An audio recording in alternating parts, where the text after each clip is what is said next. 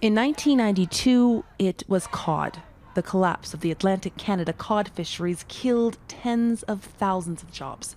Entire families lost their livelihoods almost overnight. 30 years later, hundreds of thousands of oil and gas workers wonder if they'll be next. There's no doubt anymore that we are transitioning away from fossil fuels and that transition is moving faster than we expected. And just kind of burying our heads in the sand isn't helping workers. Employment in the industry has gone from more than 228,000 positions in 2014 to about 188,000 now. Over 40,000 jobs have disappeared in just 7 years. And while more job loss may be inevitable, there is belief the pain can be minimized if there is a plan. Our research shows that you could phase out direct fossil fuel employment in Canada over a 20-year period, do it gradually, and almost all of the adjustment can be taken up through early retirements and other voluntary transitions. It's being called a just transition, ensuring workers aren't left high and dry as Canada and the world moves away from fossil fuels. We have to make a living, and where we come from in northern Alberta, it's oil and gas. Janine Campbell-Cove is from the Saulteaux First Nation near Grand Prairie. She's worked on pipelines in northern Alberta for close to 2 decades. I know a lot of people were like, what do you do? What are we going to do? What can we do? And the answer was always the same. You can't do anything. For Indigenous workers like Campbell Cove, transitioning out of oil and gas can mean having to move away from their First Nations communities.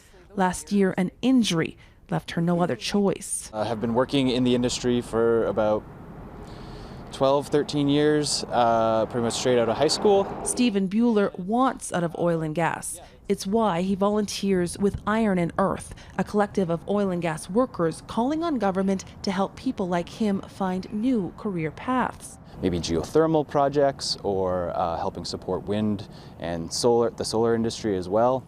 Not everyone is eager to leave. Iggy Domagowski is the CEO of Tundra Process Solutions. While he believes his company will continue to serve the oil and gas industry for the rest of his career, he sees things are changing too. We'll always continue to focus on oil and gas, but a lot of the capital projects like building these large oil sands facilities, those aren't really happening anymore. So naturally, over time, our business has diversified and will continue to diversify. Because across this sector, no one can afford to be left behind. Heather Yourex-West, Global News, Calgary.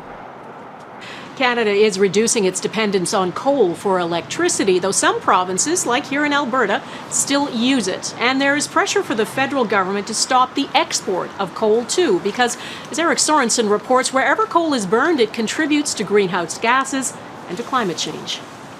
It's a panorama they don't feature in the scenic tourism videos. Mountains of coal awaiting export on British Columbia's west coast. If you thought Canada was just about done with coal, it's more complicated than that.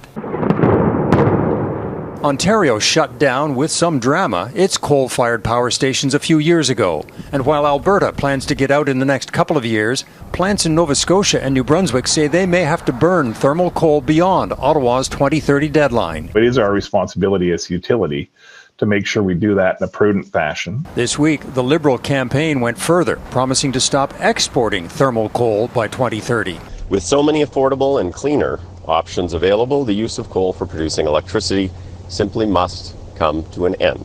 But exports are not coming to an end yet. The Vista coal mine in Alberta produces thermal coal and is seeking permission to expand its operations to export more. Much of Canada's coal, like this massive operation in southeastern BC, is steel-making coal for export.